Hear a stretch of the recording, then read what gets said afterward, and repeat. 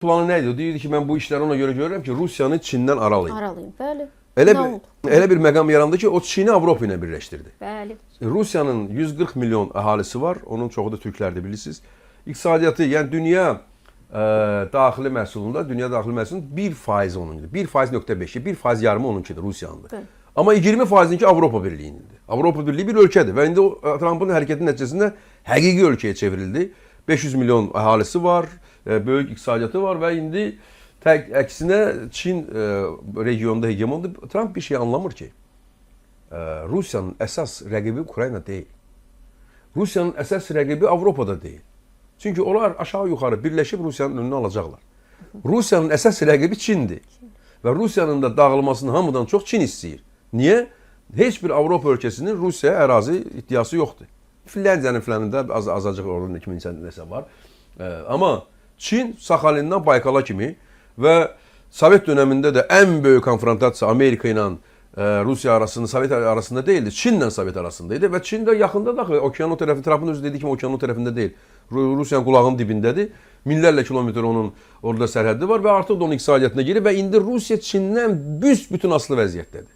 Tamamilə asılı vəziyyətdədir. Təbii ki, Çin Tayvanı da götürmək istəyir. Rusiyadan da çox böyük ərazi, Tayvandan 30 dəfə, 40 dəfə böyük bir ərazi, nefti, qazı olan özü ərazini götürmək istəyir. Məncə ona da belə getsə nail olacaq, təbii ki.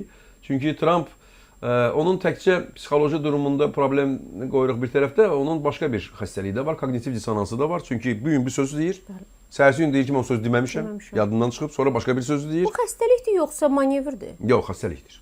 Bəzən Zelenski barədə dediklərini sanki deməmiş kimi Putinin adına da yazır ki, onun qeyri-legitim prezident olması ilə bağlı Putinin dedikləri qəbul edilməzdir. Halbuki özü də eyni şeyi deyib. Yəni sanki valı dəyişir və sağ göstərib sol vururmuş kimi də görünür ki, amma siz hesab edirsiniz xəstəlikdir. Təbii mən sizə bir şey deyim. Mən də əvvəl siz kimi düşünürdüm.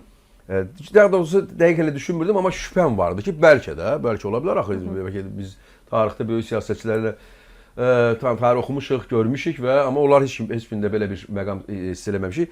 Əvvəl onun danışıqlarını mən tərcümədə oxuyurdum, rus tərcüməsində oxuyurdum. Mənə elə gəlirdi ki, tərcüməni pis, belə də hərfi tərcümədir. Ona görə başa düşmürəm bu adam nə danışır. Sonra mənim oğlum İngiliscəni yaxşı bilir. Ərtuğrula dedim ki, oğlum deyim ki, İngiliscə də bu belədir. Dedi ki, ata eynidir. Yəni cümlə quruluşunda əvvəli, ortası baxacaqsınız. Mən yaxşı deyil. Onunla danışığım fantastik oldu. Çox belə konstruktiv danışığımız oldu. Yaxşıdır bu, amma pis deyil.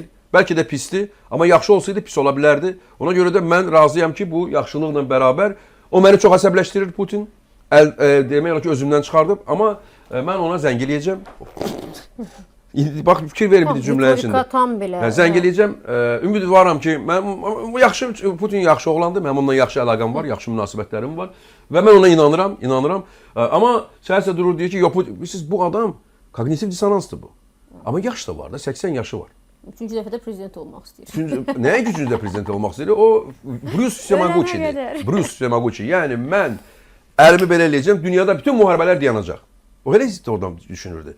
Kanadanı alıb 51-ci ştat eləyəcəm, Qrinlandiyanı alacam, qatacam Amerikaya, İranı bombardıman edəcəm, yerinə yesən eləyəcəm, Qəzzadan 2 milyon adamı köçürəcəm.